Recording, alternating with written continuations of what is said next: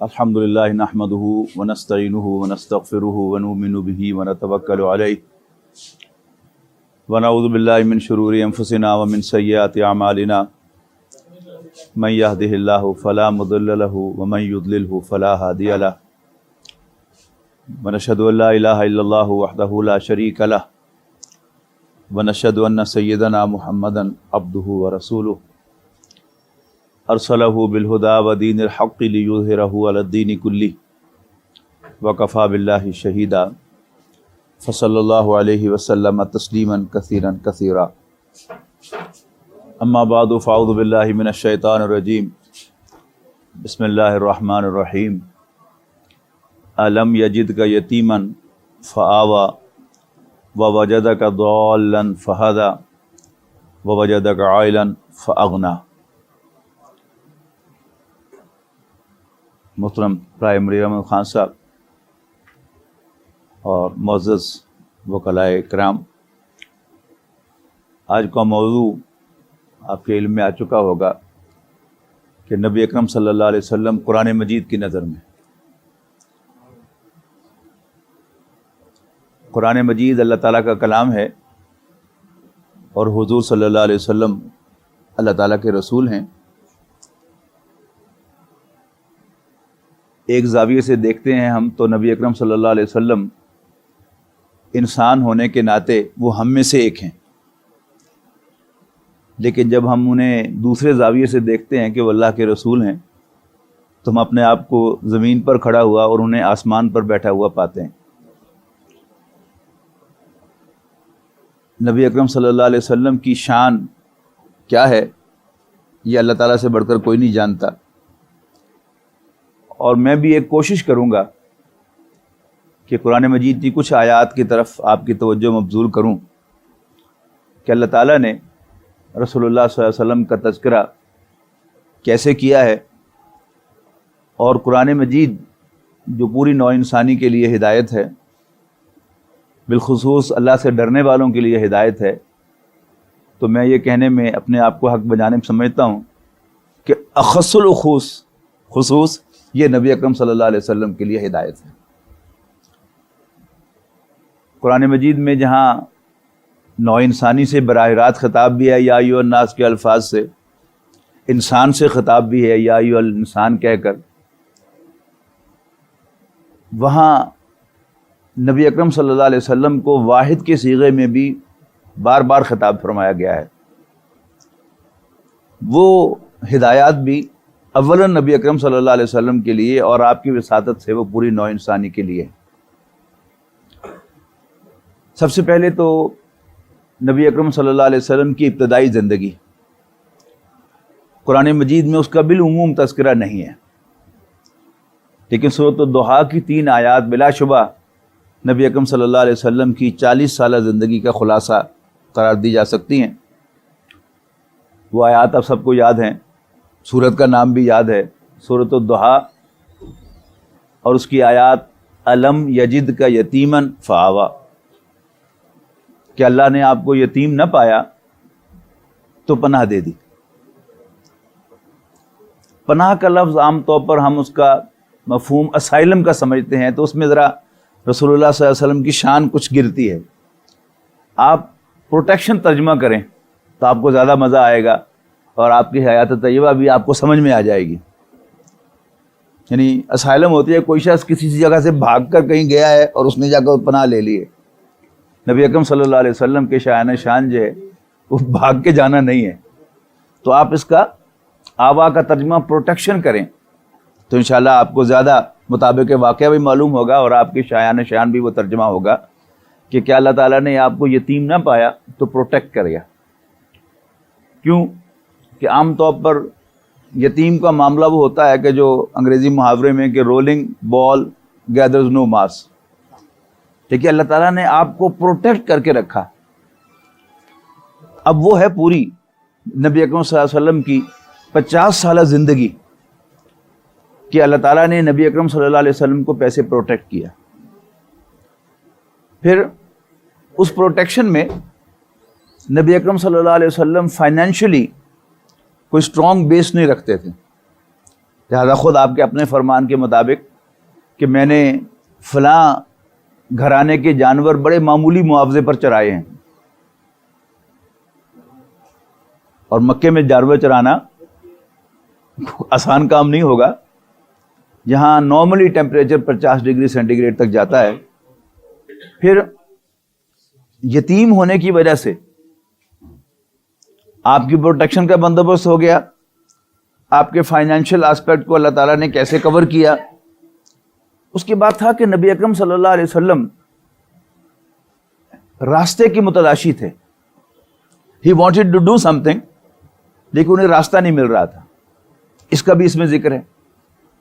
تو یہ تینوں آیات، بلکہ یہ دونوں صورتیں اس اعتبار سے خاص ہیں کہ ان دونوں صورتوں میں از اول تا آخر رسول اللہ صلی اللہ علیہ وسلم سے واحد کے صیغے میں خطاب ہے۔ یہ عربی کلاس میں بیٹھا ہوں تو میں اب وہ آیات جو ہیں وہ آپ کو یاد کراؤں گا، تو آپ محسوس کریں گے کہ کا تو والضحیٰ واللیل اذا سجا ما ودعک ربک وما قلی وللآخرۃ خیر لک من الاولی ولسوف یؤتیک ربک فترضی، ترضی بھی پھر دیکھیے گا، یہ حاضر کا صیغہ ہے، واحد مذکر حاضر کا۔ الم یجدک یتیما فآوی ووجدک ضالا فہدی ووجدک عائلا فاغنی، اور پھر امر کے صیغے، فاما الیتیم فلا تقہر واما السائل فلا تنہر واما بنعمت ربک فحدث، یہ حکمیہ صیغہ آ گیا۔ پھر اگلی صورت جو ہے الم نشرح لک صدرک ووضعنا عنک وزرک الذی انقض ظہرک ورفعنا لک ذکرک فإن مع العسر یسرا ان مع العسر یسرا فإذا فرغت فانصب وإلی ربک فارغب۔ یہ دونوں صورتیں قرآن مجید کی بڑی خاص صورتیں ہیں، ایک جوڑا ہے کہ جن دونوں صورتوں میں از اول تا آخر رسول اللہ صلی اللہ علیہ وسلم سے خطاب ہے۔ اس کی جو بڑی مرکزی آیات ہیں، الم یجدک یتیما فآوی ووجدک ضالا فہدی ووجدک عائلا فاغنی۔ یہ تو ہم سب جانتے ہیں کہ نبی اکرم صلی اللہ علیہ وسلم اس دنیا میں تشریف لائے جبکہ آپ کے والد گرامی کا انتقال ہو چکا تھا، تو گویا ایک یتیم بچے کی حیثیت سے آپ کی تشریف آوری ہوئی، لیکن آپ ایک ان پروٹیکٹڈ یتیم بچے نہیں تھے، اللہ تعالیٰ کی طرف سے خاص بندوبست تھے۔ پہلا بندوبست کیا تھا کہ عبد المطلب کے سب سے چھوٹے بیٹے عبداللہ تھے، اور محمد بن عبداللہ کی پیدائش سے پہلے صلی اللہ علیہ وسلم 10 بیٹے پوتے ہوں گے عبد المطلب کے، لیکن اس پوتے کے لیے خاص محبت عبد المطلب نے اپنے دل میں محسوس کی۔ یہ کیا تھا؟ یہ اللہ تعالیٰ کا وہ پروٹیکشن کا بندوبست تھا۔ پھر ابو طالب کا عبد المطلب کا انتقال ہوا، تو ہوتے ہوتے فائنلی جس شخص کی طویل پروٹیکشن نبی اکرم صلی اللہ علیہ وسلم کو حاصل ہوئی، کم و بیش 40 سال بلکہ پلس، وہ ابو طالب تھا۔ ابو طالب بھی کوئی کھاتا پیتا آدمی نہیں تھا۔ بعض روایات میں ہے کہ درمیان میں ایک چچا زبیر تھا حضور صلی اللہ علیہ وسلم کا، وہ خاندان کا سربراہ بنا، وہ ویل ٹو ڈو تھا، لیکن اللہ تعالیٰ نے اسے بھی جلدی بلا لیا۔ یہ اللہ تعالیٰ کے فیصلے ہیں، اس میں کیا پنہا تھا وہ ابھی میں آپ پر واضح کروں گا کہ ابو طالب کوئی کھاتا پیتا آدمی نہیں تھا، لیکن ہی prove to be an ideal head of the family. اچھا، اب ہم لوگ جو شہروں میں پیدا ہوئے، شہروں میں پلے بڑے، وی ہیو نو آئیڈیا کہ خاندان کیا ہوتا ہے، لیکن آپ کے چہرے بتا رہے ہیں کہ آپ میں سے اکثر کا تعلق دیہات کے ساتھ ہے۔ دیہات میں ابھی تک وہ خاندان کا نظام انٹیکٹ ہے، وہاں ہر شخص جو ہے اپنے خاندان کے ساتھ پہچانا جاتا ہے۔ آپ کسی دوست کے ساتھ اس کے گاؤں جائیں، کوئی XYZ مرد ہو یا عورت جا رہا ہو، آپ پوچھیں یہ کون ہے، وہ پہلے اس کا خاندان بتائے گا کہ یہ رائیوں کا ہے، کہ راجپوتوں کا ہے، کہ ڈوگروں کا ہے، خاندان پہلے۔ پھر یعنی آپ شہر کے تھانے میں چلے جائیں، پیپلز کالونی کے تھانے میں، تو وہ خالی ملے گا آپ کو۔ آپ صدر تھانے میں جائیں، کسی دیہاتی علاقے کے تھانے میں جائیں، وہاں ہر وقت آپ کو ٹھٹ کے ٹھٹ ملیں گے۔ یہ کون لوگ ہوتے ہیں کہ اگر کسی ایک فیملی کا کوئی نوجوان کسی حرکت کی وجہ سے پکڑا گیا ہے، اب پورا خاندان اس کے پیچھے کہ منڈا ساڈا، یہ چیز شہروں میں بالکل نہیں ہے. تو اس سے ذرا خاندان کا وہ تصور اپنے ذہن میں لائیے گا کہ خاندان ہے اصل میں جو کسی انسان کا بیک ہے اور وہی اس کی پروٹیکشن کرتا ہے. اچھا پھر خاندان کا ایک سربراہ، اس کا بھی شہر والوں کو شاید آئیڈیا ہی نہیں ہو سکتا کہ یہ خاندان کیا ہوتا ہے، اس کا سربراہ کیا ہوتا ہے. لیکن وقتاً فوقتاً اخبارات میں ہم تصویریں دیکھتے ہیں کہ جی فلاں صاحب کی دستار بندی ہو رہی ہے خاندان کے سربراہ کی حیثیت سے. لیکن جو ہم پیچھے جاتے ہیں تو ہمیں وہ خاندان کے سربراہ کی امپورٹنس جو پتہ چلتی ہے کہ فیصلے سارے وہ کرتا ہے. تو Abu Talib prove to be an ideal head of the family کہ اس نے آؤٹ آف دی وے رسول اللہ صلی اللہ علیہ وسلم کو پروٹیکٹ کیا. اور پورا قریش، یعنی سمجھ لیجئے کہ مکہ مکرمہ ایک قبیلے کا شہر تھا اور وہ تھے قریش. تو مکہ میں یا کرشی رہ سکتا تھا، یا کرشی کا غلام رہ سکتا تھا، یا کرشی کا حلیف رہ سکتا تھا. جیسے ہمارے ہاں اب بھی کوئی شخص جاتا ہے سعودی عرب میں تو اس کا کوئی کفیل ہوتا ہے، ورنہ آپ سعودی عرب میں کوئی کاروبار نہیں کر سکتے، چھوٹے سے چھوٹا کاروبار بھی ملازمت نہیں کر سکتے، ٹھیک ہے نا. تو آپ کا ایک کفیل ہے. تو مکہ مکرمہ میں یا کرشی رہ سکتا تھا آؤٹ آف ہز رائٹ، یا پھر اس کا غلام ہونے کی حیثیت سے، یا اس کا کوئی حلیف. تو نبی اکرم صلی اللہ علیہ وسلم کو خاندان بنو ہاشم نے پروٹیکٹ کیا ٹو دا لاسٹ ایکسٹینٹ. یعنی ابو طالب کی زندگی کے آخری سانس تک بنو ہاشم رسول اللہ صلی اللہ علیہ وسلم کی پشت پر رہے. وہ تو جب ابو طالب کا انتقال ہوا 10 نبوی میں، یہ عام الحزن جو کہلاتا ہے، پہلے حضرت خدیجہ کا انتقال ہوا رمضان 10 ہجری 10 نبوی میں، اور اس کے پیچھے پھر ابو طالب کا انتقال ہوا 10 نبوی کے اندر ہی. اس کے بعد جو حصہ ہے وہ عام طور پر سیرت نگاروں نے امپورٹنٹ نہیں سمجھا، لیکن میرے اعتبار سے جب میں سمجھتا ہوں کہ سیرت کا وہ ٹرننگ پوائنٹ ہے کہ اس کے بعد ابو لہب خاندان کا سربراہ بن گیا جو نبی اکرم صلی اللہ علیہ وسلم کا پہلے دن سے مخالف تھا، اور اس نے قریش کا مطالبہ پورا کر دیا. یعنی قریش ابو طالب سے مطالبہ کرتے رہے کہ اس کو ہمارے حوالے کر دو، یہ ہمارا مجرم ہے. لیکن ابو طالب نے کہا نو وے. جیسے وہی میں نے آپ کو مثال دی ہے کہ کوئی نوجوان پکڑا گیا ہے، پولیس کے پاس ہے. اب اس کا یہ مطلب نہیں کہ وہ خاندان والے جو ہیں اس کی اس حرکت کو صحیح سمجھتے ہیں، لیکن کیوں آیا اس کے پیچھے کہ منڈا ساڑا. تو یہی معاملہ تھا ابو طالب کا کہ منڈا ساڑا ہے، خبردار تجھے ہاتھ لایا تھا. تو آؤٹ آف دی وے ابو طالب نے رسول اللہ صلی اللہ علیہ وسلم کو پروٹیکٹ کر کے رکھا کہ اے منڈا ساڑا ہے، خبردار تجھے ہاتھ لایا تھا. ابو طالب نے کیا کہ قریش کا وہ مطالبہ آتے ہی، یعنی 15 دن کے اندر اس نے نبی اکرم صلی اللہ علیہ وسلم کو خاندان بنو ہاشم سے نکال دیا. اب جیسا کہ میں آپ کو بتا چکا ہوں کہ یا تو مکے میں کوئی کرشی رہ سکتا ہے، اور قریش کے پھر خاندان ہیں، قریش قبیلے کا نام ہے. جیسے ادھر آپ کو ابھی بھی وہ ملتے ہیں نا ادھر سائیوال کی طرف کہ وٹو قبیلہ ہے، اس کے آگے پھر کالے کے مانے کے فلانے فلانے فلانے، وہ کے جو ہیں وہ بنو ہیں، ٹھیک ہے نا. تو حضور صلی اللہ علیہ وسلم کرشی تھے، بنو ہاشم میں سے تھے. تو جب بنو ہاشم نے نکال دیا تو اس کا مطلب ہے خاندان یعنی قبیلہ قریش سے نکل گئے. اب کوئی آپ کو وہاں پر اسائلم دے، کوئی آپ کو پروٹیکٹ کرے، کوئی آپ کا حلیف بنے تب آپ مکے میں رہ سکتے ہیں، ورنہ آپ مکے میں نہیں رہ سکتے. آپ نے 2-3 سرداروں سے تقاضا کیا، انہوں نے پروٹیکشن آفر نہیں کی. تب نبی اکرم صلی اللہ علیہ وسلم طائف گئے ہیں، اس لیے کہ وہاں اچھی ریپیوٹ کے مالک 3 بھائی تھے جن کی وہاں پر جائیداد تھی. تو آپ نے ان سے جا کر ملاقات کی اور تقاضا کیا کہ میں چاہتا ہوں کہ تم مجھے پروٹیکٹ کرو. تو انہوں نے جو بدتمیزی کی رسول اللہ صلی اللہ علیہ وسلم کے ساتھ وہ بیان کرنے کے بھی قابل نہیں ہے، لیکن بہرحال کیونکہ ہم سیرت پڑھ رہے ہیں بات کو سمجھنا پڑے گا. ایک نے کہا کہ جی یا 2 ہی چانسز ہیں، یا تم سچے ہو یا جھوٹے ہو. اگر سچے ہو تو میں تم سے اس لیے بات نہیں کرنا چاہتا کہ کہیں میں تمہاری بےزتی نہ کر بیٹھوں اور مجھ پر عذاب نہ آ جائے، اور اگر تم جھوٹے ہو تو پھر میری شان کے خلاف ہے کہ میں تمہارے سے بات کروں. دوسرے نے کہا کہ ہاں مکے میں اور کوئی نہیں ملا تھا اللہ کو نبی بنانے کے لیے، یتیم ہی ملا تھا صلی اللہ علیہ وسلم.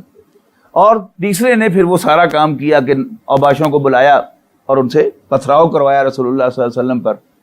تو بات کو سمجھنا چاہیے کہ حضور صلی اللہ علیہ وسلم طائف کیوں گئے. یعنی عام طور پر ہم یہ سمجھتے ہیں کہ شاید رسول اللہ صلی اللہ علیہ وسلم تبلیغ کے لیے وہاں گئے تھے, لیکن تبلیغ کے لیے تو بہت وقت تھا, 10 سال کیوں نہیں گئے, اب کیوں گئے اور وہاں نہیں ملا. اور یہ سب اللہ تعالیٰ کی ایک پلاننگ ہو رہی ہے. اللہ تعالیٰ رسول اللہ صلی اللہ علیہ وسلم کو اس مقام پر لانا چاہتا تھا کہ جب رسول اللہ صلی اللہ علیہ وسلم روئیں, اس دن کی جو مناجات ہے اس کو آپ پڑھیں, اللہم الیک اشکو ضعف قوتی وقلت حیلتی وہوانی علی الناس. اے اللہ میں تجھ سے شکوہ کرتا ہوں. پہلی اور آخری دفعہ رسول اللہ صلی اللہ علیہ وسلم کی زبان پر شکوہ آیا ہے. اے اللہ میں تجھ سے شکوہ کرتا ہوں اپنی قوت کی کمزوری, وسائل کی کمی اور لوگوں کے حوالے کیے جانے کا. اس لیے کہ رسول اللہ صلی اللہ علیہ وسلم سے بڑھ کر کسی کو یہ بات یقین کے ساتھ معلوم نہیں ہو سکتی کہ اگر اللہ تعالیٰ کی پرمیشن نہ ہوتی تو یہ میرا بال بھی بیکا نہ کر سکتے. لیکن اللہ تعالیٰ نے انہیں الاؤ کیا تو تب انہوں نے میرا یہ حال بنایا. لہذا شکایت طائف والوں سے نہیں کی, شکایت اپنے مالک سے کی ہے. اللہم الیک اشکو. اور اسلاک سے آتا ہے نالوں کا جواب آخر, اٹھتے ہیں حجاب آخر, کرتے ہیں خطاب آخر. اب نوٹ کیجئے گا کہ معراج اب کیوں ہوئی. یعنی مجھ سے پوچھتا اللہ تعالیٰ, اس کو پوچھنے کی ضرورت نہیں, لیکن جسٹ ٹو ایکسپلین کہ جی معراج کب ہونی چاہیے تھی, تو میں کہتا کہ جی پہلی وحی کے لیے رسول اللہ صلی اللہ علیہ وسلم کو بلایا جاتا, فرشتے قطار اندر قطار بیٹھے ہوتے, نام پکارا جاتا محمد بن عبداللہ بن عبد المطلب, آپ سٹیج پر تشریف لاتے, آپ کو وہی پہلی وحی پیش کی جاتی, کلیپنگ ہوتی. لیکن اللہ تعالیٰ کو اپنے کام سب معلوم ہے کہ کون سا کام کب کرنے کا. اب کیوں بلایا؟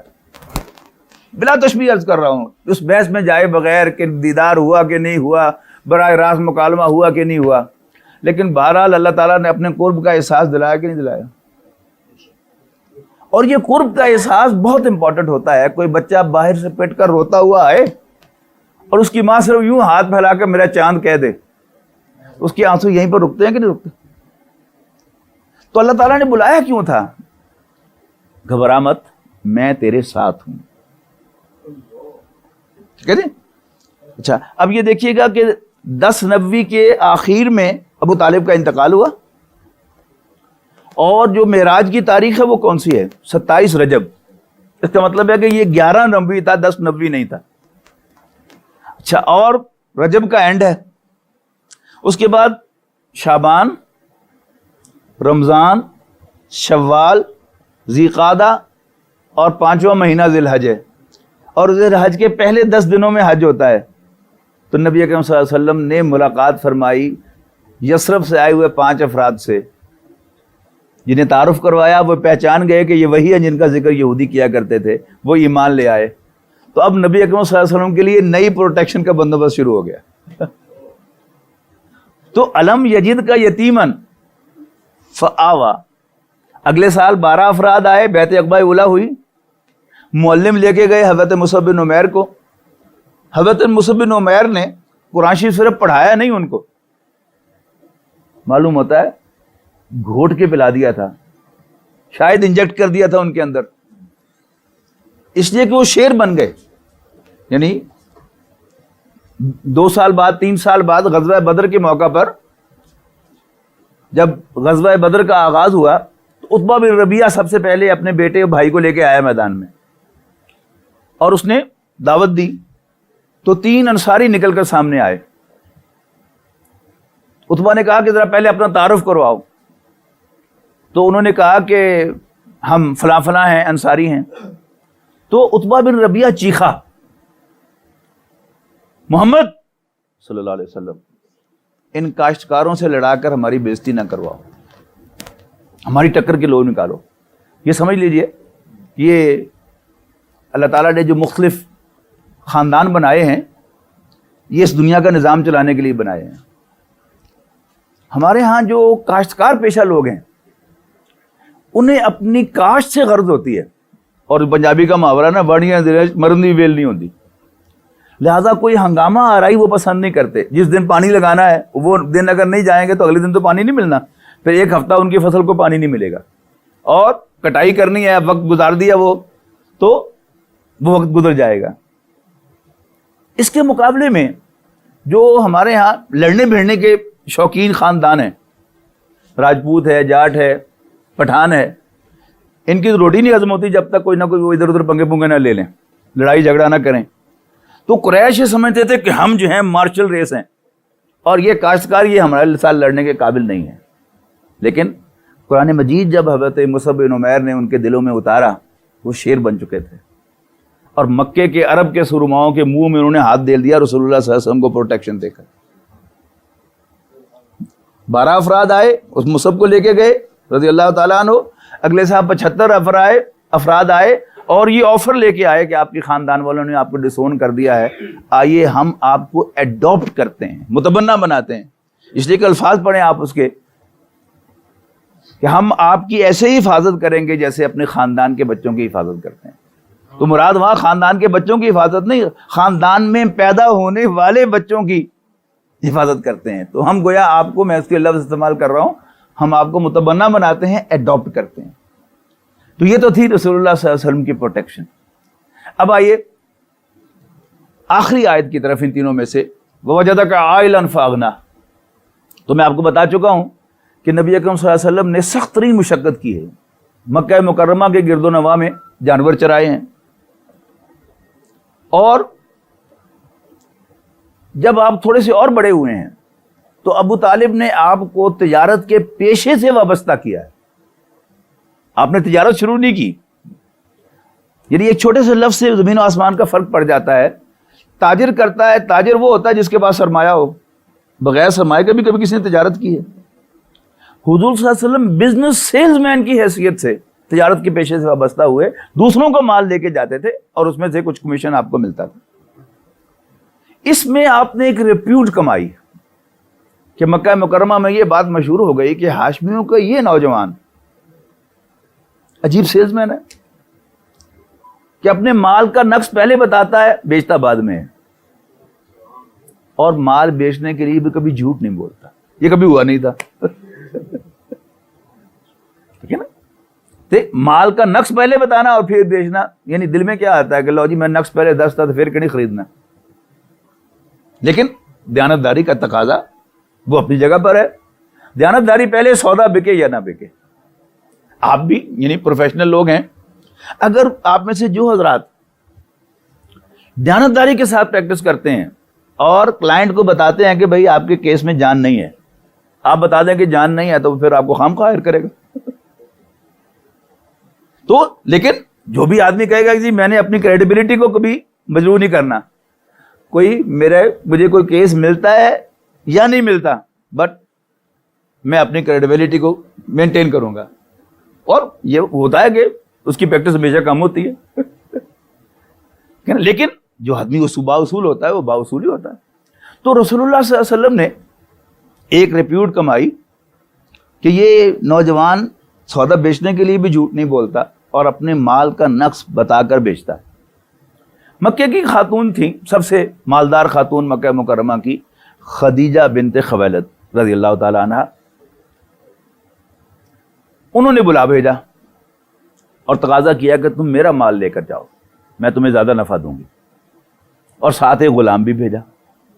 بعض روایت میں 2 غلام بھیجے، اور غلاموں سے کہا کہ جو یہ کہے وہ کرنا، لیکن اس کی ہر بات کو نوٹ کرنا، مجھے بتانا آ کے۔ تو نبی اکرم صلی اللہ علیہ وسلم کو اس سفر میں اللہ تعالیٰ نے نفع بھی بہت زیادہ دیا۔ آپ نے پائی پائی کا حساب دیا، وہ اور بھی امپریس ہوئی۔ اور میسرہ ان کا غلام تھا، اس نے کہا کہ جی بی بی، جو اس شخص کے بارے میں سنا تھا وہ تو کچھ بھی نہیں تھا، یہ شخص اس سے بہت آگے۔ تو حضرت خدیجہ نے دل ہی دل میں ٹھان لیا کہ میں اس سے شادی کروں گی۔ تو انہوں نے اپنے سہیلیوں سے مشورہ کیا۔ عرب کے اس معاشرے میں کوئی خاتون جو ہے یوں تو نہیں اٹھ کے پروپوز کر سکتی، سہیلیوں سے مشورہ کیا تو انہوں نے کہا کرو، کیا اس میں دیر کیا ہے؟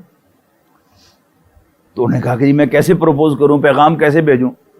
تو حضرت خدیجہ کی ایک سہیلی تھی نفیسہ نامی، انہوں نے کہا کہ یہ کام میں کروں گی، مجھ پہ چھوڑو۔ تو رسول اللہ صلی اللہ علیہ وسلم طواف کر کے یوں باہر نکل رہے تھے، سامنے سے آئی، محمد تم نے شادی نہیں کرنی صلی اللہ علیہ وسلم؟ تو حضور نے کہا کہ مجھ سے شادی کون کرے گا، میں غریب آدمی ہوں. تو نفیسہ نے کہا اگر کوئی عورت تیار ہو تو حضور نے پوچھا پہلے بتاؤ کون تیار ہے. تو نفیسہ نے کہا کہ خدیجہ تیار ہے. آپ نے فرمایا اگر خدیجہ تیار ہے تو میں بھی تیار ہوں. اب نبی اکرم صلی اللہ علیہ وسلم نے گھر جا کر ذکر کیا ابو طالب سے، آپ کے سرپرست تو وہی تھے. ابو طالب نے مشورہ کیا اپنے دونوں بھائیوں سے، حضرت عباس اور ابو لہب.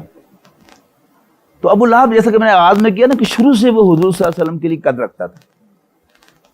تو اس نے حضور سے کہا اوے بےعزتی نہ کرا دیں کدھرے کہ ہم پیغام لے کے جائیں اور آگے سے نہ ہو جائے.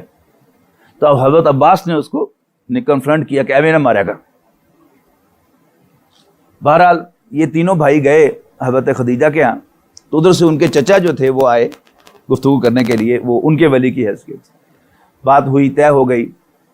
تو ابو طالب نے پوچھا کہ مہر کیا لوگے؟ تو وہ کچھ بولنے لگا حضرت خدیجہ کا چچا، تو اس کی زبان اکھلا گئی.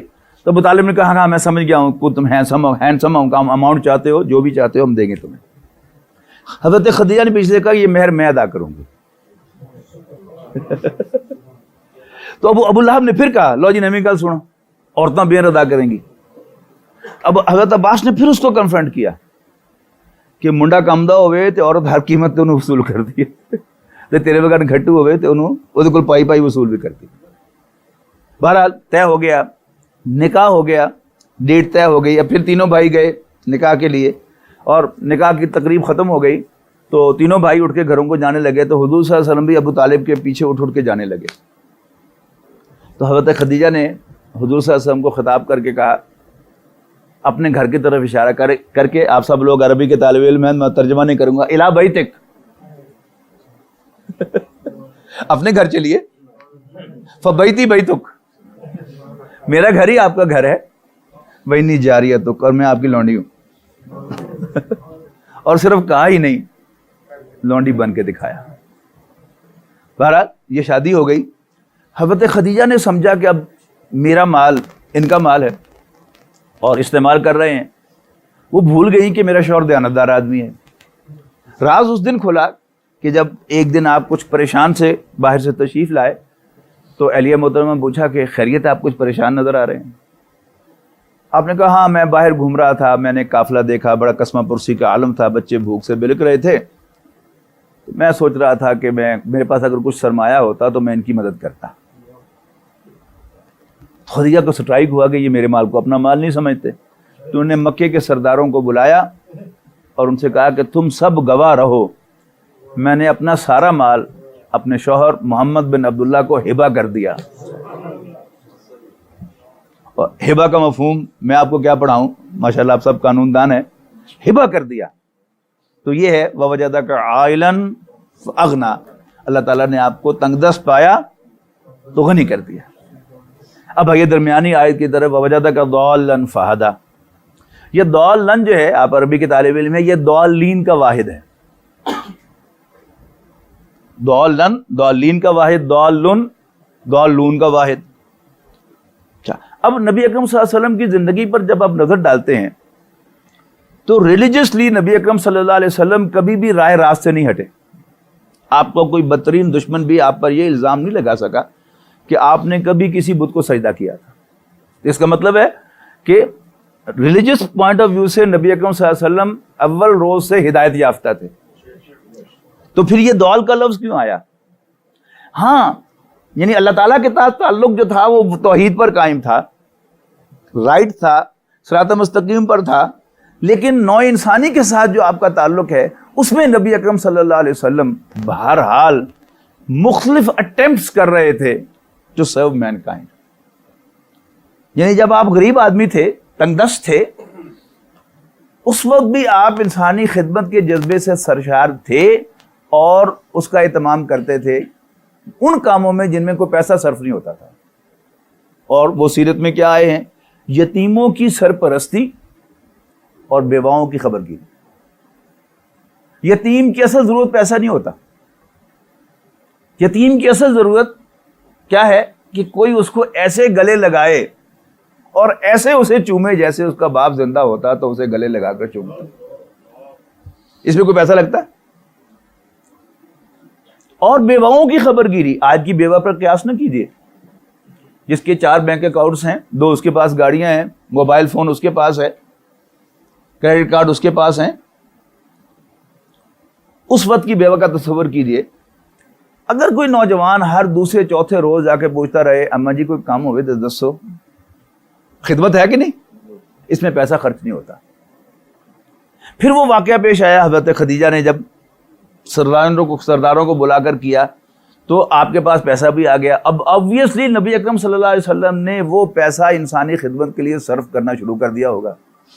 لیکن معلوم ایسا ہوتا ہے کہ نبی اکرم صلی اللہ علیہ وسلم نے جلد ہی محسوس کیا کہ یہ تنہا کرنے کا کام نہیں ہے. لہٰذا آپ نے حلف الفضول نامی ایک والنٹیئر آرگنائزیشن جوائن کی. یعنی فضول کا عام جو لکھا ہے مفہوم انہوں نے کہ یہ فضلوں کی جماعت، فضل بن عبداللہ، فضل بن عباس اور فلاں فلاں فضل اس کے ممبر تھے. لیکن میرا سوال یہ ہے کہ حضور صلی اللہ علیہ وسلم کا نام تو فضل نہیں تھا. تو یہ فضول جو ہے وہ زائد سے ہے، فاضل ایڈیشنل یعنی والنٹیئر ورک. تو یہ ایک والنٹیئر آرگنائزیشن تھی جس کے جو مقاصد تھے وہ کیا تھے؟ بھوکوں کو کھانا کھلائیں گے، جب کوئی مدد کو پکارے گا اس کی مدد کو پہنچیں گے، اور ظالم کا ہاتھ روکیں گے. یہ بڑی کامن ڈسیپشنز ہیں. غریبوں کو بھوکوں کو کھانا کھلانے سے کبھی بھوک ختم نہیں ہوتی. آپ کسی والنٹیئر آرگنائزیشن کے آفس میں جائیں، آپ بڑے امپریس ہوں گے کہ جی پہلا سال تھا ہمارا سن 2000، ہم نے 200 بھوکوں کو کھانا کھلایا، اگلے سال ہم نے 500 کو کھلایا، اور اب ہم لاکھوں کو کھانا کھلاتے ہیں. تو میرے جیسا ایک نارمل آئی کیو کا، لو آئی کیو کا آدمی بڑا امپریس ہوگا کہ میرا بھی ایسا پال.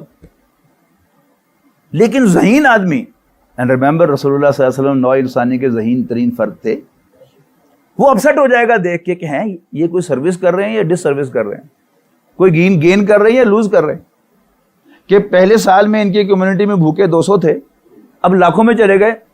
نو، یہ کام خراب ہے. پھر ایک اور بہت بڑی غلط فہمی ہوتی ہے کہ 2-4 ظالم اگر مار دیے جائیں تو ظلم ختم ہو جائے گا. وہ جب ایران میں انقلاب آیا تھا خمینی صاحب کا، تو بہت سے لوگوں کی زبان پر آیا کہ خمینی پاکستان بھی آ جاوے نا، 2-4 گاٹے لا چھڑے تو سارا کام ٹھیک ہو جاتا. ظالم کو مارنے سے ظلم ختم نہیں ہوتا. آپ 2 ماریں گے 4 پیدا ہوں گے، 4 ماریں گے 10 پیدا ہوں گے، 10 ماریں گے 50 پیدا ہوں گے. آئی بلیو کہ یہ وہ چیز تھی کہ جو نبی اکرم صلی اللہ علیہ وسلم کو غار حرا میں لے کے گئی. اس لیے کہ غار حرا کی بخاری میں جو تفصیل آئی ہے کہ فلما بلغ 40 سنۃ کان حبب الیہ الخلاء، کہ جب آپ 40 سال کے ہوئے تو آپ کو خلوت بہت پسند آنے لگی. وکان یخلو الی غار الحرا، آپ غار حرا میں جا کے خلوت گزین ہو جاتے. ویتحنث فی، تحنث کہتے ہیں عبادت کو، اور آپ اس میں جا کے عبادت کرتے. اب حدیث کی شرح لکھنے والوں کے سامنے یہ سوال آیا کہ نماز فرض نہیں ہوئی تھی، قرآن مجید نازل نہیں ہوا تھا، تو کون سی عبادت آپ وہاں پر فرماتے تھے؟ تو پھر انہوں نے شرح لکھی کان صفت تعبدی فی غار الحرا تفکر والاعتبار، کہ غار حرا میں آپ کی عبادت کی نوعیت غور و فکر تھا. اگلا سوال، کس بات کا غور و فکر؟ تو بہت سے لوگوں نے سرسری طور پر کہہ دیا اس کائنات پر غور و فکر کہ اس کائنات کو کس نے بنایا.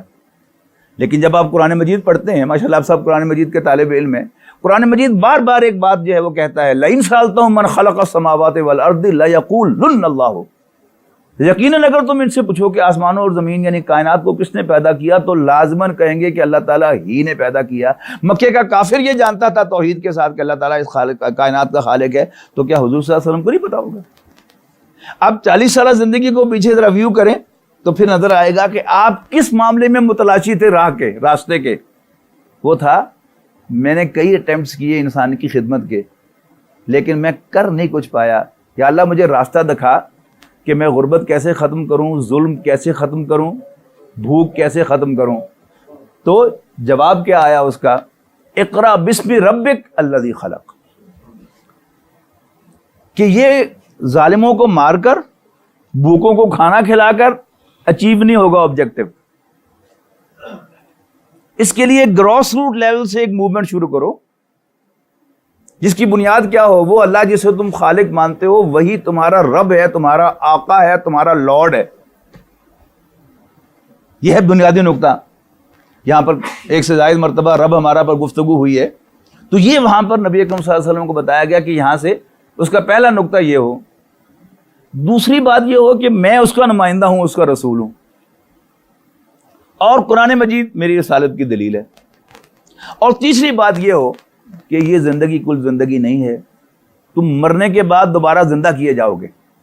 اور یہ بھی نوٹ کرنے کی بات ہے کہ قرآن مجید میں یہ جو پہلی 5 آیات شمار ہوتی ہیں وحی کی، ان سے اگلی جو 3 آیات ہیں جن کو بالکل نظر انداز کر دیا گیا ہے، وہ کیا ہے؟ ان الانسان لیطغی، کلا ان الانسان لیطغی، نہیں، انسان سرکش ہو ہی جاتا ہے، الراہ استغنا، اس لیے کہ وہ اپنے آپ کو بے پرواہ دیکھتا ہے کہ مجھے کوئی پوچھنے والا نہیں ہے۔ اگر انسان فزیکل لا توڑتا ہے تو فوراً سزا ملتی ہے، یعنی گرم گرم کافی کا میں ایک گھونٹ لے لوں تو میرا تالو بھی جل جائے گا، میرا ہونٹ بھی جل جائے گا، زبان پر بھی چھالا پڑ جائے گا۔ تو پھر وہ جو محاورہ ہے اردو کا کہ دودھ کا جلا چھاچھ کو، لسی کو بھی پھونک پھونک کے پیتا ہے، محتاط ہو جاؤں گا۔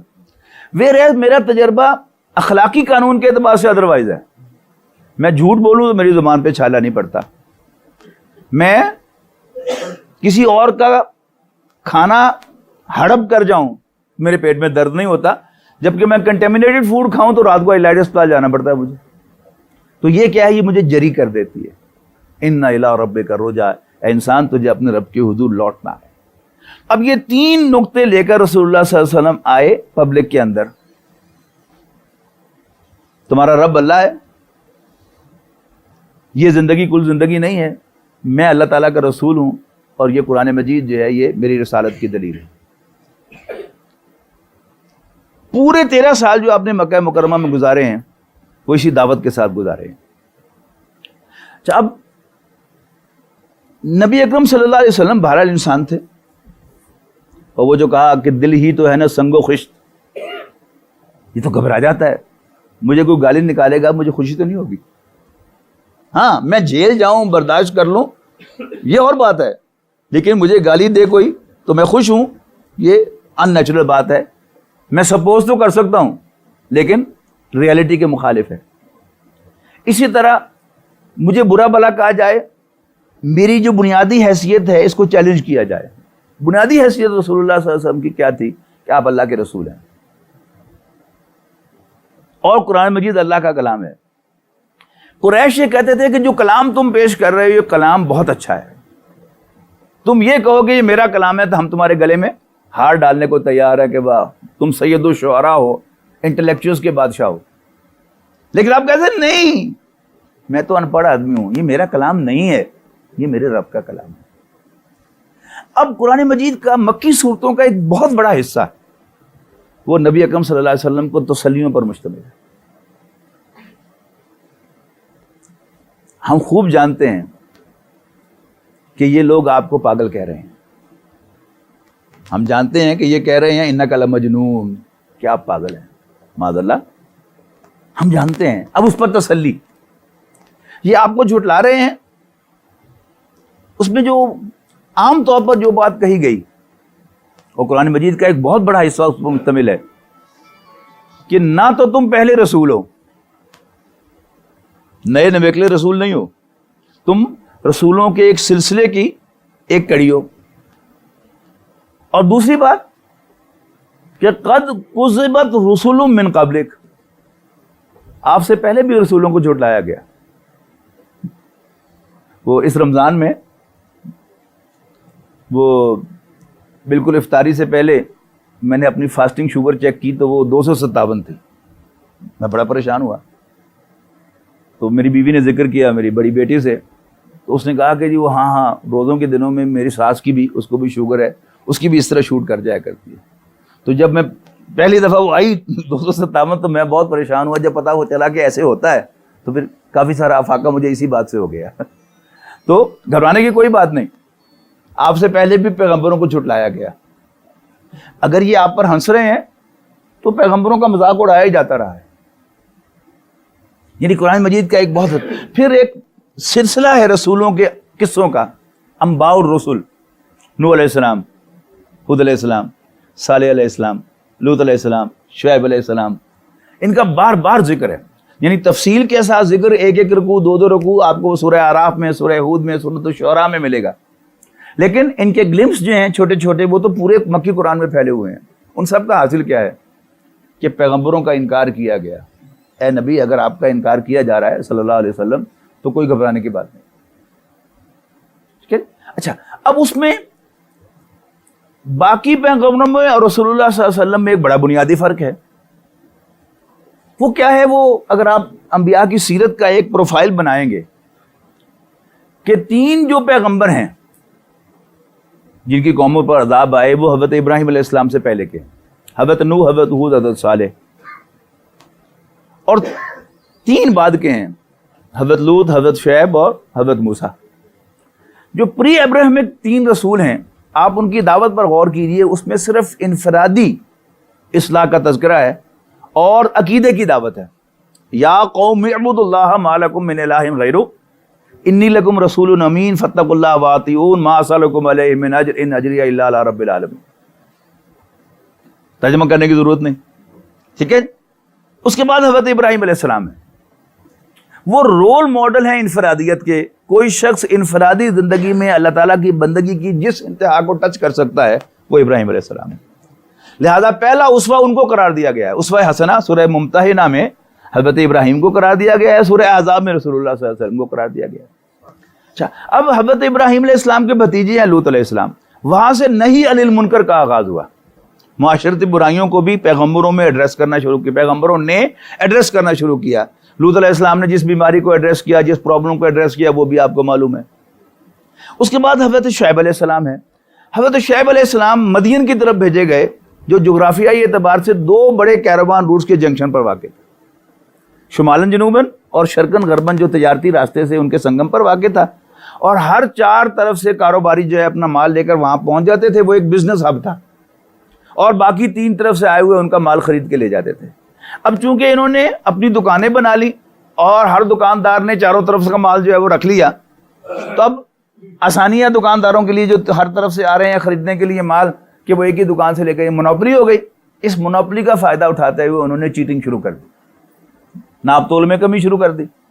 اب وہ جو بنیادی پیغام تھا، یا قوم اعبدوا اللہ ما لکم من الہ غیرہ انی لکم رسول امین فاتقوا اللہ واطیعون ما اسألکم علیہ من اجر ان اجریہ الا علی رب العالمین، اس پر حضرت شعیب نے ایڈیشن کیا، یہ کیا حرکت کر رہے ہو تم؟ ناپ تول میں کمی نہ کرو، لوگوں کو ان کے مال سے محروم نہ کرو۔ نہیں مانی قوم، ان پر بھی عذاب آیا، ان پر بھی عذاب آیا۔ اس کے بعد حضرت موسیٰ علیہ السلام ہے۔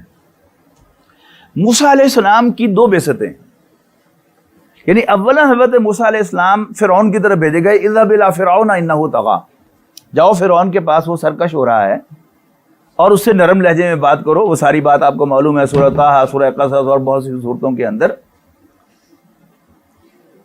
اور پہلی ہی نشست میں حضرت موسیٰ علیہ السلام نے فرعون سے کہا، ارسل معنا بنی اسرائیل، بنی اسرائیل کو آزاد کر کے ہمارے ساتھ جانے دو، چھوڑ دو، بھیج دو ان کو ہمارے ساتھ۔ موسیٰ علیہ السلام کو تو اللہ تعالیٰ نے معجزے سے ان کو آزاد کروا دیا۔ اس کے بعد وہ دوسری بعثت جو تھی موسیٰ علیہ السلام کی، وہ فور فرنٹ پر آ گئی۔ وہ کیا تھی؟ وہ بنی اسرائیل کی طرف سے رسولاً الی بنی اسرائیل۔ پھر دوبارہ کوہ طور پر بلایا گیا، تورات دی گئی۔ اب تورات دی گئی تو تقاضا ہوا کہ اس کو نافذ کرو۔ نافذ کہاں کرو؟ دشت میں، اس میں جنگل میں نہیں، صحرا میں نہیں، اپنے ہوم لینڈ کو فتح کرو اور وہاں جا کر اس کو نافذ کرو۔ قوم نے انکار کر دیا۔ بعد میں ان کے خلیفہ یوشع بن نون نے وہ قتال کیا، فیر فتح کیا۔ پھر حضرت ہارون حضرت داؤد علیہ السلام کی، حضرت سلیمان علیہ السلام کی بڑی سلطنتیں بھی بنی۔ رسول اللہ صلی اللہ علیہ وسلم کا مقام کیا ہے کہ آپ کو بالکل ابتدا میں سورہ مدثر میں کہہ دیا گیا کہ ربک فکبر، اپنے رب کو بڑا کرو۔ سورہ شورى میں کہہ دیا گیا کہ قل آمنت بما انزل اللہ من کتاب وامرت لأعدل بینکم، ان سے کہو صاف صاف کہ میں تو یقین رکھتا ہوں اس پر جو مجھ پر کتاب میں سے نازل ہوا ہے، اور مجھے حکم ملا ہے کہ میں تمہارے درمیان عدل کروں۔ اب عدل ملتے کرنے کا نام نہیں ہوتا، ٹھیک ہے نا؟ ایک مسلح جو ہوتا ہے، وائز جو ہوتا ہے، وہ محنت طلب کرتا ہے، بھائی زیادتی نہ کیا کرو، یہ بھی عدل کی بات ہے نا۔ لیکن یہ کہنا کہ میں تمہارے درمیان عدل کروں، مجھے حکم ملا ہے، یہ کیا ہے کہ میں جج بنوں گا تمہارے درمیان اور تمہارے فیصلے کروں گا۔ اب حضور صلی اللہ علیہ وسلم ذہین آدمی تھے، ذہین آدمی کا ذہن ہمیشہ کام کرتا رہتا ہے. پنجابی کا محاورہ ہے نا کہ عقل نہ ہوئے تو موجہ ہی موجہ، کہ عقل ہوئے تو سوچیں ہی سوچیں. اب رسول اللہ صلی اللہ علیہ وسلم کا ذہن بالکل صحیح کام کرتا تھا کہ یہ ایک ٹرائبل سوسائٹی ہے، جب تک ٹرائبز میرا ساتھ نہیں دیں گے under the leadership of their leaders, میں کچھ اچیو نہیں کر سکتا. لیکن قرآن مجید کا ایک بہت خوبصورت حصہ ہے اور بہت بڑا حصہ ہے قرآن مجید کا کہ جس میں رسول اللہ صلی اللہ علیہ وسلم کو اللہ تعالیٰ نے کسی سردار کو گھاس ڈالنے کی اجازت نہیں دی. یعنی سورہ عبس تو وہ ایکسٹریم ہے نا، لیکن ایک نہیں 20 آیات. وَاصْبِرْ نَفْسَكَ مَعَ الَّذِينَ يَدْعُونَ رَبَّهُمْ بِالْغَدَاةِ وَالْعَشِيِّ يُرِيدُونَ وَجْهَهُ وَلَا تَعْدُ عَيْنَاكَ عَنْهُمْ تُرِيدُ زِينَةَ الْحَيَاةِ الدُّنْيَا وَلَا تُطِعْ مَنْ أَغْفَلْنَا قَلْبَهُ عَنْ ذِكْرِنَا وَاتَّبَعَ هَوَاهُ وَكَانَ أَمْرُهُ فُرُطًا وَقُلِ الْحَقُّ مِنْ رَبِّكُمْ فَمَنْ شَاءَ فَلْيُؤْمِنْ وَمَنْ شَاءَ فَلْيَكْفُرْ. تو اللہ تعالیٰ کا کیا ہے کہ کسی سردار کو تم نے ٹارگٹ نہیں کرنا، جنرل پیغام دو. اور یہ سارے انبیاء کی سنت ہے، نوٹ کر لیجئے گا. میں حیران ہوں کہ بہت سے مفکرین نے ایک نقطہ اپنے پاس سے پتہ نہیں کہاں سے بنا لیا کہ پیغمبر نے ہمیشہ ہر کلاس کو آگے دعوت دی ہے. قرآن مجید اس کے خلاف گواہی دیتا ہے کہ ہر پیغمبر نے یا قوم کہہ کر دعوت دی، اے میری قوم. اس پر اعتراض اٹھایا ملأ الذین کفروا نے، کافروں کے سرداروں نے، لیکن پیغمبر نے کبھی ان کے اعتراض کا جواب بھی یا ایھا الملأ کہہ کر نہیں دیا، یا قوم کہہ کر دیا ہے، یا ان کی طرف منہ کر کے نہیں، قوم کو ایڈریس کر کے دیا ہے. تو نبی اکرم صلی اللہ علیہ وسلم بجا طور پر سمجھتے تھے کہ if I have to achieve something مجھے ٹرائبز کی سپورٹ چاہیے ہوگی، لیکن اللہ تعالیٰ نے ٹرائبل چیفز کو ایڈریس کرنے کی رسول اللہ صلی اللہ علیہ وسلم کو اجازت نہیں دی، بلکہ سخت آیات ہیں. یعنی کنٹراسٹ ہے کہ اگر کوئی ایمان والا آپ کے پاس آئے کوئی بڑے سے بڑا گناہ کر کے تو آپ اس کو ویلکم کریں. یہ بڑی خوبصورت آیات ہے سورہ انعام کی کہ وَإِذَا جَاءَكَ الَّذِينَ يُؤْمِنُونَ بِآيَاتِنَا فَقُلْ سَلَامٌ عَلَيْكُمْ كَتَبَ رَبُّكُمْ عَلَى نَفْسِهِ الرَّحْمَةَ مَنْ عَمِلَ مِنْكُمْ سُوءًا بِجَهَالَةٍ ثُمَّ تَابَ مِنْ بَعْدِهِ وَأَصْلَحَ فَإِنَّهُ غَفُورٌ رَحِيمٌ. کہ جو بھی آپ کے پاس ایمان والا آئے تو آپ اس کو ویلکم کریں. کوئی بڑا گناہ کر کے آئے تو آپ اس کو ویلکم کریں اور اسے ری ایشور کریں کہ تمہارے رب نے اپنے اوپر رحمت کو لازم کر لیا ہے.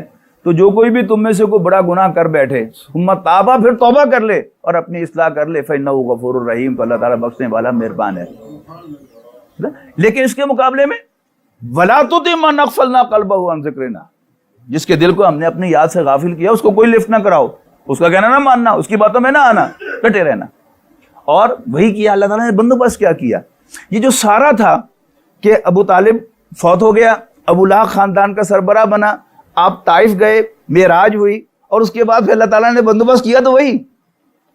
یعنی حضور صلی اللہ علیہ وسلم اپنے خیال کے مطابق مکے سے مایوس ہو کر طائف گئے، لیکن طائف میں آپ کے لیے کوئی پروٹیکشن نہیں تھی، اور اس کے نتیجے میں آپ سے چیخ نکلوائی. اور یہ چیخ جو میں بار بار کہہ رہا ہوں، یہ سورہ بقرہ کی آیت کی طرف میں اشارہ کر رہا ہوں.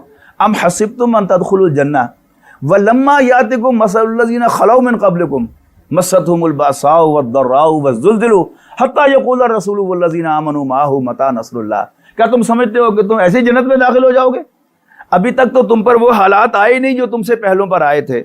انہیں بھوک آئی تھی، جسمانی اذیت دی گئی تھی، اور وہ ہلا دیے گئے تھے، ہلا مارے گئے تھے، یہاں تک کہ چیخ اٹھے اللہ کے رسول بھی اور ان کے ساتھ ایمان لانے والے بھی کہ اللہ کی مدد کب آئے گی.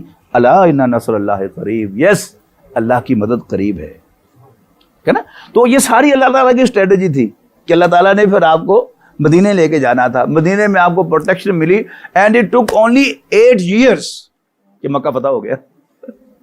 اللہ تعالیٰ کی پلاننگ میں، اس میں پھر ہر چیز جو ہے وہ اللہ تعالیٰ کی پلاننگ کے تحت ہے. یعنی آپ دیکھیں کہ ٹرننگ پوائنٹ مدینہ منورہ کی تشریف آوری کے بعد، یعنی ایک جنگ باقاعدہ شروع ہو گئی قریش کے ساتھ، اس میں صلح حدیبیہ ایک ٹرننگ پوائنٹ ہے. صلح حدیبیہ کیا تھی؟ رسول اللہ صلی اللہ علیہ وسلم نے خواب دیکھا کہ وہ اپنے ساتھیوں کے ساتھ عمرہ کر رہے ہیں. نبی کا خواب وہی ہوتا ہے، سچا ہوتا ہے، جھوٹا کبھی نہیں ہوتا، ٹھیک. لیکن اللہ تعالیٰ نے آپ سے وہ خواب جو ہے وہ اس کی تاریخ کو مس اسیس کروایا. وہ خواب تو اگلے سال کا خواب تھا، لیکن آپ نے جوش میں سے خوشی میں آ کر اسی سال جانے کا فیصلہ کیا. کوئی وحی نہیں آئی، چھوٹی چھوٹی بات پر وحی آتی تھی، وحی نہیں آئی کہ نہیں اس سال نہیں جانا، اگلے سال جانا ہے. اللہ تعالیٰ آپ کو وہاں لے کے جانا چاہتا تھا. وہاں گئے، حضرت عثمان کو نیگوسیشن کے لیے بھیجا، اور قریش نے استادی دکھائی کہ جان بوجھ کر ان کو ڈیلے کیا اور خبر اڑائی کہ عثمان شہید ہو گئے رضی اللہ تعالیٰ عنہ. اور رسول اللہ صلی اللہ علیہ وسلم نے پھر اس اوری عمر کو صحیح سمجھا, پھر وہی نہیں آئی کہ نہیں عثمان زندہ ہے, کوئی گھبرانے کی بات نہیں ہے. اور آپ نے موت کی بیعت لے لی کہ مجھ سے وعدہ کرو کہ تم مر جاؤ گے یہاں پر عثمان کے خون کا بدلہ لیا نہیں بجا. That turned the whole thing. قریش کو پڑے اب پسو کہ اب تو مرنے مارنے پہ تیار ہو گئے. اب وہ آیا صلح حدیبیہ کے لیے. تو یہ ساری اللہ تعالیٰ کی وہ پلاننگ تھی. اور آپ سیرت کو قرآن مجید میں پڑھنا چاہیں تو قدم قدم پر یعنی نبی اکرم صلی اللہ علیہ وسلم کو گائیڈنس دی گئی ہے. اور پھر مسلح جدوجہد جب شروع ہو گئی, یعنی جو مکی دور ہے اس میں کیا ہے کہ آپ صبر کریں, جھیلیں, برداشت کریں. لا تستوی الحسنۃ ولا السیئۃ ادفع باللتی ہی احسن, کہ آپ برائی کا جواب بھی نیکی دے دے. سلام اس پر جس نے گالیاں سن کر دعائیں دی. لیکن جب باقاعدہ جنگ شروع ہو گئی تو پھر حکم کیا ہے, وقاتلوہم حتی لا تکون فتنۃ ویکون الدین کلہ للہ. ان سے لڑتے رہنا یہاں تک کہ فتنہ فروغ ہو جائے اور دین سارا کا سارا اللہ کے لیے ہو جائے. تو یہ کیا ہے, یہ ڈے ٹو ڈے انسٹرکشنز ہیں جو قرآن مجید آپ کو دے رہا ہے. تو اگر قرآن مجید کو اس پہلو سے آپ کوئی پروفائل بنائیں کہ خاص نبی اکرم صلی اللہ علیہ وسلم کی اس جد و جہد میں قرآن مجید نے آپ کو کہاں کہاں کیا کیا انسٹرکشن دی ہیں, تو یہ بڑی خوبصورت کلیکشن جو ہے بن سکتی ہے. اگر قرآن کلاس جو ہے یہ فیصل آباد بار کی کرے تو شاید یہ ایک بہت بڑی کنٹریبیوشن ہوگی. بس یہ میں اپنی گزارشات ختم کرتا ہوں. اللہ تعالیٰ سے دعا ہے کہ اللہ تعالیٰ ہمیں سیرت النبی کو سمجھنے اور اس کو اپنی زندگیوں میں لانے کی توفیق عطا فرمائے. آخر دعوانا الحمدللہ رب العالمین. وَلَقَدْ